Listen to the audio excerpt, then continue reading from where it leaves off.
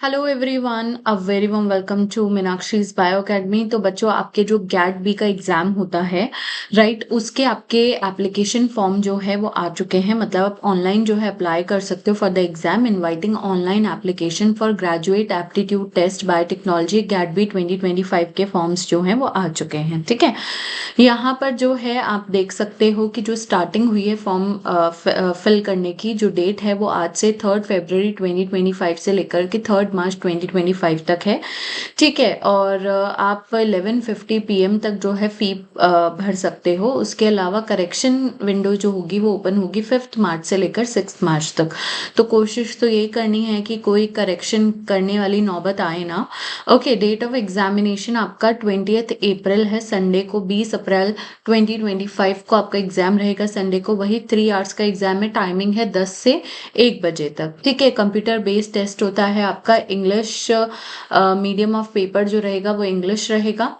ठीक है, सिलेबस जो है वो मैं आपको बता दूंगी, जो मेरे टेलीग्राम चैनल है वहाँ पे भी अपलोड कर दूंगी। ठीक है, तो आप वहाँ से देख सकते हो। वैसे सिलेबस में बहुत ज़्यादा डिफरेंस नहीं होता है। जैसे कि जो आप जैम में पढ़ते हो वो आपको सारा पढ़ना होता है, except 1-2 unit like animal physiology वगैरह इसके अंदर नहीं आता है ना। तो इसकी जगह आपको बायोइन्फॉर्मेटिक्स पढ़ना होता है, बायो प्रोसेस इंजीनियरिंग पढ़ना होता है, बायोकेमिकल इंजीनियरिंग पढ़ना होता है, टिश्यू कल्चर पढ़ना होता है। तो ये कुछ 3-4 चैप्टर्स होते हैं जो कि इसके अंदर एक्स्ट्रा होते हैं। ठीक है, सो ये आपका एक ब्रीफ इंफॉर्मेशन है। ठीक है, अभी एक बार थोड़ा सा डिटेल में हम जाएंगे इसी में। ओके, सो यहाँ पे ये जो है डिटेल परफॉर्मा है, पूरा डिटेल इंफॉर्मेशन बुलेटिन है गैट बी 2025 का। तो यहाँ पे मैंने कुछ चीज़ों को हाईलाइट किया है, एक बार फटाफट से गो थ्रू कर लेते हैं उसको। जैसा कि मैंने बताया था आपको, 3 फरवरी से लेकर 3 मार्च तक जो है फॉर्म फिल कर सकते हो। फीस सबमिट करने का जो last date for the transaction है वो 3 मार्च ही है, और टाइमिंग जो है 11:50 PM है। General, OBC, NCL and EWS के लिए जो फीस रहेगी वो 1300 रहेगी फॉर्म की फीस, और एससी एसटी एंड पीडब्ल्यू के लिए it is 650। Okay, date of examination वगैरह ये सारी चीज़ें अभी अभी हमने डिस्कस कर लिया है, वही है। अभी तक आप लोग का जो एडमिट कार्ड कब आएगा और ये सारी डेट्स नहीं आई हैं। यूजुअली एग्जाम से आपके 4-5 दिन पहले ही एडमिट कार्ड आता है, मैक्स 1 वीक मान लो। ठीक है, तब तक आ जाता है आपका एडमिट कार्ड। और अगर आप फॉर्म फिल कर रहे हैं तो सबसे पहले आपको रजिस्टर करना होगा आपकी ईमेल आईडी और मोबाइल नंबर के साथ। एंड मेक श्योर करना कि जो भी आप ईमेल आईडी और मोबाइल नंबर दोगे वो आपका, मतलब ऐसा ना हो कि चेंज हो जाए 2 महीने बाद में। वो आपका परमानेंट होना चाहिए, और ऐसा होना चाहिए कि जिस पे अगर कोई भी मैसेज आ रहा है, कोई भी ईमेल आ रहा है, वो आप चेक कर सको। और आपको अपना एप्लीकेशन नंबर जो है वो क्या करना है, आपको स्टेप 1 में अपना एप्लीकेशन नंबर मिल जाएगा, वो आपको नोट करके रखना है अपने पास में। ठीक है, आपको ऑनलाइन एप्लीकेशन जो है वो कंप्लीट करना है। जो भी आपकी क्वालिफिकेशन डिटेल्स है, आपकी इन्फॉर्मेशन है, वो सारी स्टेप 2 में फिल होगी। देन स्टेप 3 में आपको ये सारी चीज़ें, फोटोग्राफ, सिग्नेचर वगैरह, और अगर आप कैटेगरी सर्टिफिकेट वगैरह अप्लाई कर रहे हैं तो वो सारे डॉक्यूमेंट्स आपको अप्लाई करने होंगे। तो फॉर्म फिल करने से पहले फर्स्ट स्टेप ये करना कि जो जो यहाँ पे दिया गया है, डायमेंशंस जो भी दिए गए हैं, जो भी बताया गया है कि किस तरीके का कितना साइज होना चाहिए फोटो का, सर्टिफिकेट का, सारी चीज़ें आपको इसी में पहले रेडी करके रखनी है, एंड देन एप्लीकेशन स्टार्ट करनी है। ठीक है, एंड लास्ट स्टेप होता है आपका पेमेंट का। आप पेमेंट कर देंगे, देन आपका जो पेमेंट सक्सेसफुल होते ही आप अपना जो फॉर्म है वो सबमिट कर सकते हैं। ठीक है, तो ये एक ब्रीफ में मैंने बताया। फिर भी अगर किसी को कोई प्रॉब्लम आती है, जो टेलीग्राम पे डिस्कशन ग्रुप है उसमें आप लोग पूछ सकते हो। ओके, चलिए। ये तो कुछ चीज़ें हैं जो कि जब आप एग्ज़ाम देने जाते हैं तब मैं आपको हमेशा बताती हूँ कि आपको एडमिट कार्ड लेकर जाना है, ट्रांसपेरेंट बॉल पॉइंट पेन लेकर जाना है, और एडिशनल फोटोग्राफ लेकर जानी है, एक हैंड सैनिटाइज़र, वाटर बॉटल जो कि अगेन ट्रांसपेरेंट होनी चाहिए। ये सारी चीज़ें आप लेकर जा सकते हो, मतलब जानी होती है आपको, राइट। ये सब है। एनटीए जो है कंडक्ट कराता है गैट बी का exam on the behalf of regional centre of biotechnology, right. GAT B का एग्जाम जो है ना बच्चों, it is very very important for all of you. तो यहाँ पे आपको गैट बी से एडमिशन किस में मिल रहा है? ठीक है, एडमिशन हमें किस पे मिलता है? MSc biotechnology and allied areas, जैसे कि एमएससी एक तो बायोटेक्नोलॉजी हो गया, ठीक है, उसके अलावा हो गया जैसे कि एमएससी कॉम्प्यूटेशनल बायोलॉजी, जैसे कि MSc medical biotechnology, industrial biotechnology, है ना। तो ये इसमें एमएससी का कोर्स आपको मिलता है। MTech biotechnology and allied areas में आप कर सकते हो, एमएससी एग्रीकल्चर बायोटेक्नोलॉजी में and veterinary sciences animal biotechnology में भी होती है, ठीक है। उसके अलावा यहाँ पे अगर आप देखोगे तो जैसे आपने एग्जाम दिया, आपका जो all India category wise merit list निकलता है, मतलब जनरल का अलग निकलेगा, जो है ओबीसी का अलग निकलेगा, एससी एसटी का अलग निकलेगा लिस्ट, ठीक है। तो उसी के अकॉर्डिंगली आपका एडमिशन होता है। मतलब अब यहाँ पे एनटीए का काम खत्म हो जाता है, आपका आंसर की निकाल के, आपका स्कोर कार्ड निकाल के, सब निकाल के इसका काम खत्म है। अब आपको अपनी रैंक के अकॉर्डिंगली अप्लाई करना होता है इंस्टीट्यूट्स में, ठीक है। वो आपको खुद ही सेपरेटली जाके अप्लाई करना पड़ता है। देखो, call for admissions for GATB 2025 qualified candidates will be advertised separately by the participating institutions as per the institutional admission and selection norms। मतलब वो खुद एडवर्टाइज करेंगे that they are taking this much admissions, है ना। तो आप वहाँ पे अप्लाई कर सकते हो वेबसाइट पे जा करके, ओके। एंड एक बार आपका एडमिशन अगर हो जाता है तो आप अगर MSc biotechnology and allied areas में करें, you will get 5000 per month stipend आपको मिलेगा। एमएससी एग्रीकल्चरल बायोटेक्नोलॉजी में कर रहे 7500 आपको पर मंथ मिलेगा। And if you are doing MTech तो आपको 12000 पर मंथ का यहाँ पर जो है स्टाइपेंड मिलता है while doing your masters degree, okay. तो ये तो एक इसका एक और बेनिफिट हो गया है, ओके। उसके अलावा जो मैंने जैसा कि बताया, मेरिट लिस्ट निकलती है, वो कैटेगरी वाइज निकलती है। All India merit list category wise निकलेगी, हर एक कैटेगरी की लिस्ट निकलती है। अगेन कई बच्चे क्या होते हैं, जैसे कि पहले उनका किसी इंस्टीट्यूट में नाम आ गया, फिर वो क्या करते हैं, वो चाहते हैं कि ट्रांसफर करना दूसरे इंस्टीट्यूट में। मतलब हो सकता है ना, कई बार हमारी एक फर्स्ट चॉइस होती है, सेकंड चॉइस होती है, थर्ड चॉइस होती है। तो हमने क्या किया कि फर्स्ट चॉइस हमें अभी नहीं मिला, पहले हमें सेकंड चॉइस में एडमिशन हो गया। देन मेरे को बाद में कुछ दिन बाद में पता लगता है कि फर्स्ट जो चॉइस वाला इंस्टीट्यूट जो मेरा था उसमें मेरे को एडमिशन मिल रहा है। तो उस टाइम पे ट्रांसफ़र के लिए जो होता है, ट्रांसफ़र कैसे होता है वो यहाँ पे एनटीए और आरसीबी के ऊपर डिपेंड नहीं करता है, वो इंस्टीट्यूशनल एडमिशन सिलेक्शन नॉर्म के ऊपर ही डिपेंड करता है, ठीक है। And conversion of vacant seat is again will be done as per institutional admission and selection norms। Cancel करवाना है अगर आपको फी रिफंड चाहिए तो वो भी हर एक इंस्टीट्यूट का अलग अलग प्रोसेस रहता है, ठीक है। अब यहाँ पे एक बार देख लो, candidates who has either appeared or is due to appear in the final examination of their qualifying degree। जैसे कई बच्चे होते हैं जिन्होंने बीएससी फाइनल का एग्जाम दे दिया होता है, मतलब उनका रिजल्ट नहीं आया होता। कुछ बच्चे ऐसे होते हैं जिनका अभी तक एग्जाम हुआ ही नहीं होता है, उनके एग्जाम होने वाले होते हैं। तो आप दोनों ही कैटेगरी के जो बच्चे हो, जो एग्जाम दे चुके हैं, रिजल्ट का वेट करें, जिनका फाइनल एग्जाम अभी तक नहीं हुआ है, आप लोग रिजल्ट अवेटेड कैटेगरी में अप्लाई करेंगे, ठीक है। और ये जो सर्टिफिकेट है रिजल्ट अवेटेड वाला, ये आपको हेड ऑफ इंस्टीट्यूट से, ध्यान से सुनना, लास्ट ईयर भी बच्चों ने काफ़ी गड़बड़ कर दी थी, हेड ऑफ इंस्टीट्यूट से साइन करवा करके अपने फॉर्म के साथ में सबमिट करना होता है।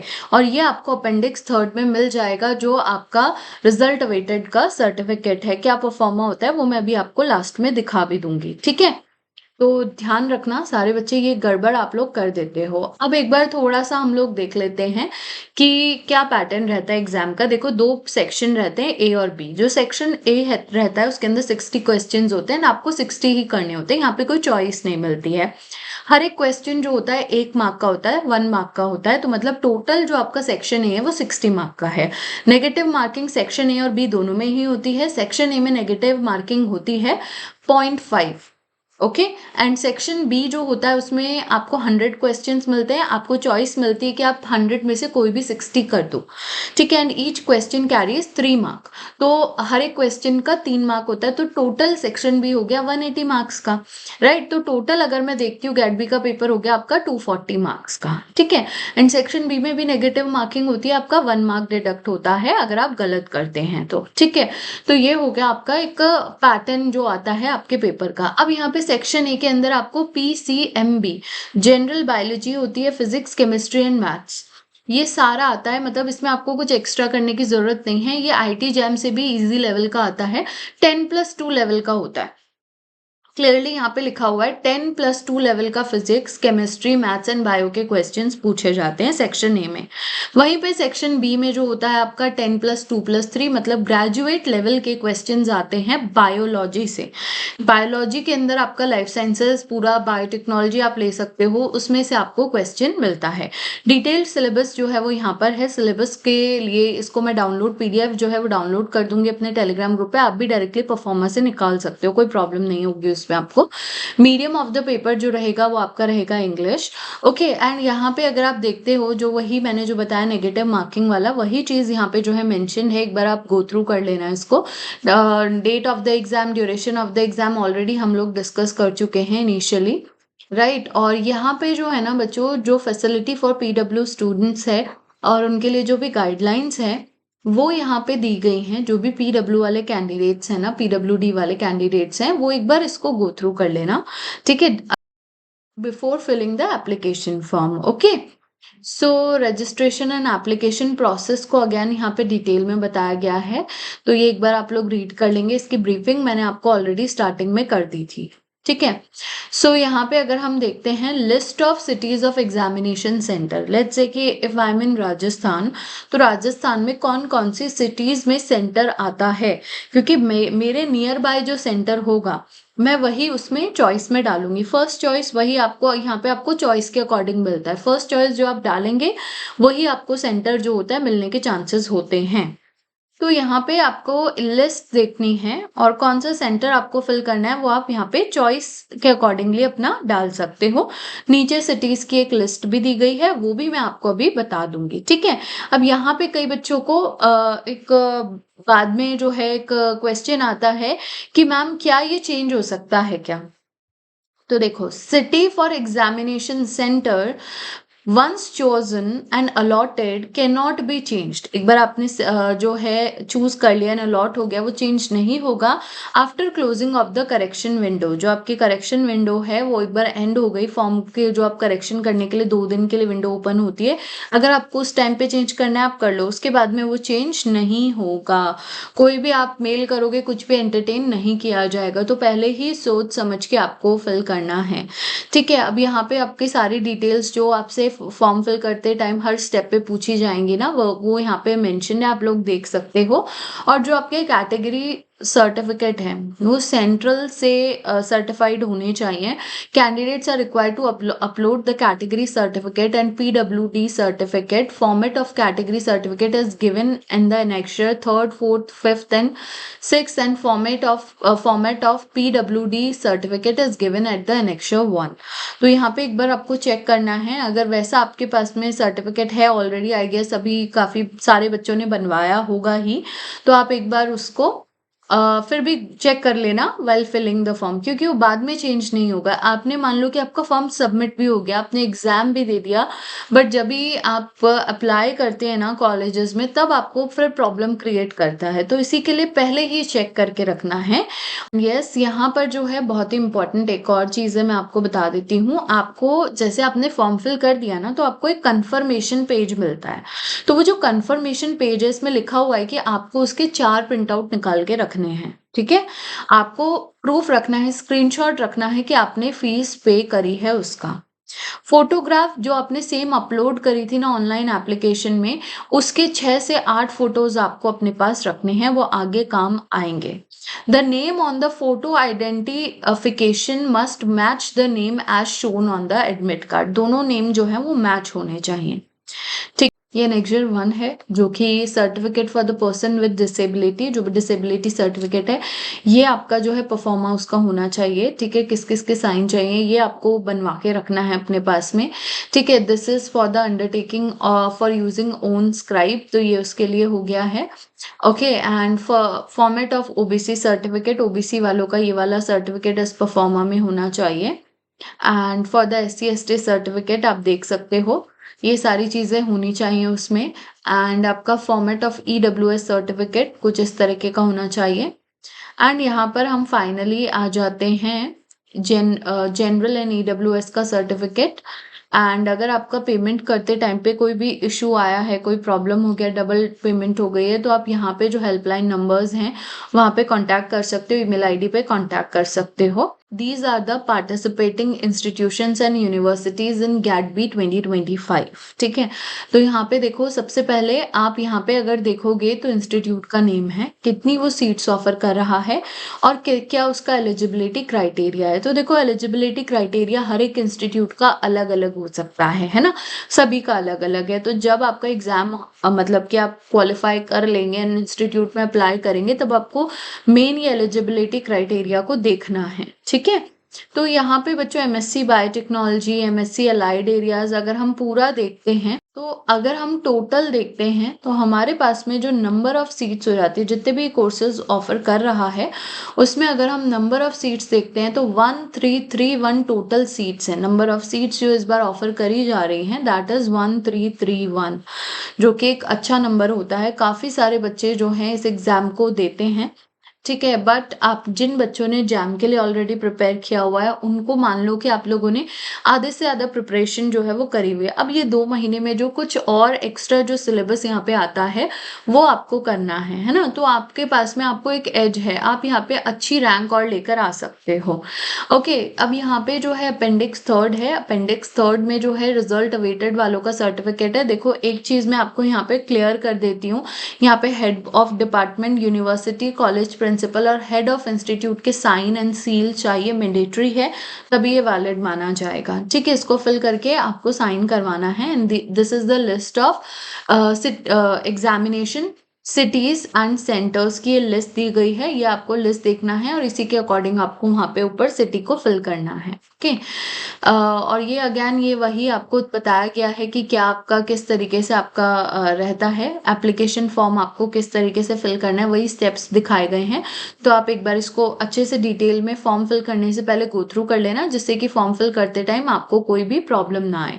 ओके, सो आई होप मैंने काफ़ी सारे पॉइंट्स जो आपके क्लियर कर दिए हैं। अगर फिर भी आपको कोई डाउट है रिगार्डिंग के रिजल्ट आता है, मेरिट लिस्ट कैसे आती है, कैसे एडमिशन्स होते हैं, तो वो सारी चीज़ें हम लोग बाद में भी डिस्कस कर सकते हैं। फिलहाल आपका फोकस होना चाहिए, आपको सबसे पहले करेक्टली फॉर्म फिल करना है।